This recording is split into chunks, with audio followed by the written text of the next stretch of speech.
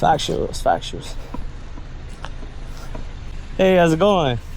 I'm Leo. I'm just recording. I'm just doing a YouTube video real quick.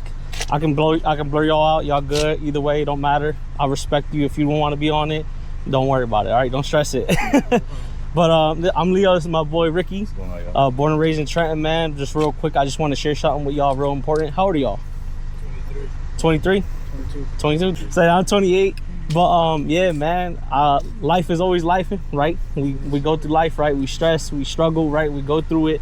But y'all from Trenton? All right, cool. Yeah, and basically what I wanted to share is the good news. Y'all ever heard of good news? Nah. You never heard of good news? You never heard about Jesus, bro? No, you know you was talking about, you said? I know you. I thought you was talking about Christ himself. Yeah. Establishment or something. Like nah, bro. Good news. I'm talking spiritual, bro. Forget about everything else. Listen, bro. My testimony, real quick. I just want to share with you that I grew up in Trenton. I was in 2 different gangs. I watched my parents when I grew up. I watched them get divorced, bro. I was in and out of court with them. I fell into depression. I almost committed suicide at a young age. I self-harmed. I turned completely emo, bro. Like, I was dressed all black. Like, I'm talking, I was wild for no reason.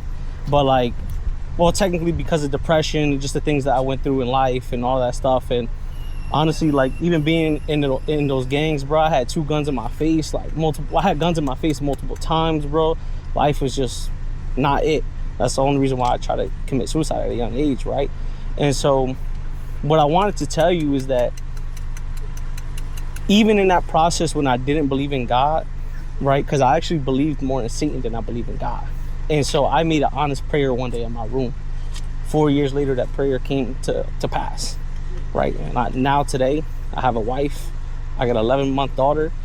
And bro, I get to enjoy what God has gifted me, but only because I chose to seek him and put him first above all else. What I want you to know is that good news is that you and I, we can have salvation through Jesus Christ, right? But if you put your full faith in him. In scripture, it says that faith without works is dead. So if you don't seek what you require, which truly above all else is God, but what you also seek is peace. So not to offend you, that's why you smoke, right? We always put something above God to try to help us cope with life, right? Like, I used to drink, I used to smoke, I used to party, bro. I used to do wild things. Like, bro, if I'm real with you, I used to be addicted to pornography. That was my thing. And most young men like yourself, that's their issue too, right now. But it's lust. But can I tell you, when lust comes into a man's life, and you'll figure this out over time too, if you decide to walk with the Lord. Lust is always going to be the biggest attack over one of God's chosen person. It says many are called, but few are chosen in scripture, right? You deal with lust, you're more than likely chosen. And that's why the devil doesn't want you to walk in what God has called you to do, right? And so that's why the things that he placed in us, like in front of us, it sound good. Oh yeah, there's a girl right, she calling me. Let me go hit her up. Let me go do this with her. Let me go smoke. Let me go hit. Let me smash. Da da da da. But guess what? You leave always unsatisfied, right? There's always exactly. There's only that quick, hit it and then I'm done. And on to the next. Right for what? You gonna be good for a couple hours. As soon as it wears off, it's like, yeah, what's the point? But he smoked more than me. You feel me? And it's like, my point is, above all of that, bro, the good news. Jesus came. He died for you and I. Through his blood that poured out on the cross of Calvary, you and I become reconciled to the Father, our Creator, right? Through that and faith alone in Jesus and what he did on that cross, you and I can enter into heaven. It's not by you being a good person. A lot of people say, oh yeah, be good, do good to others, and you'll be all right. That's false. That's one of the biggest lies the devil has ever put out there. And I promise you, if you put Jesus first, he can fill your heart. Everything that you've been chasing, everything that you've been doing, bro, like, God is calling you, bro. You're young. Scripture says, seek me in your young age, so that way when you don't get old, that your heart is not hardened to the Lord. Right? You said 22, 23, right? Bro, y'all young. Y'all young. I'm telling you, bro. I've been through it. He's been through it. He's just a year less than me. But God is faithful, bro. I didn't like everything I told you I've been through with like with my parents, watching them get divorced, bro. When I saw that, I never thought I could feel love. That's why I almost took my life. That's why I self-harmed. I literally, bro, and nobody cared. That's how wild I was. Nobody cares, bro. That's what I thought, and that's what I believed, because the devil was trying to destroy me through my own hands. That's the crazy part,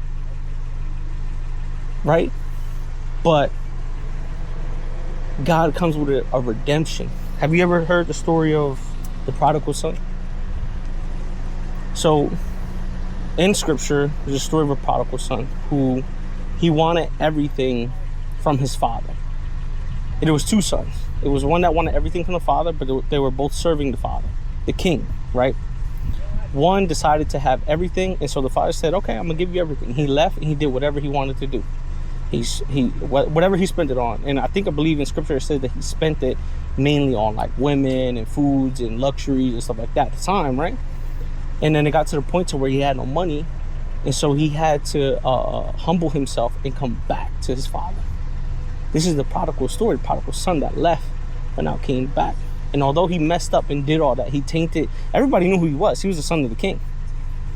But when he came back, the father didn't blame him. He didn't point his finger at him for all of the things that he did, that he tainted his name because he was the king and so on and so forth. He welcomed him with open arms. And right now, what I want you to know is that the Lord is welcoming you back with his open arms. But you got to be willing to put your hands in his hands. It's like this. He reaches out, but he can't force you. You yourself have free will. If you don't reach your hands back out to him, you will never receive what he has for you.